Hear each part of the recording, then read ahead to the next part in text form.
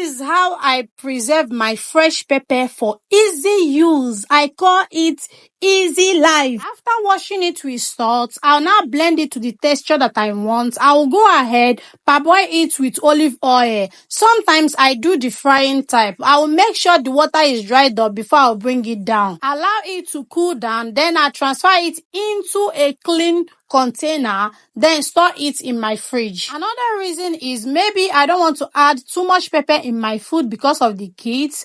I'll just add a little bit. If we will not want to eat, we'll not cut from here. Can't you see it makes sense? I love preserving things like this on my free time, not just only fresh pepper, a lot of things like ogbolo, egusi, crayfish, even veggies, etc. for easy use. And the good thing is, whenever you want to use it, it will still be as fresh as you are looking at it right here. It doesn't change color, so it makes life easy for me. Thank you so much for watching.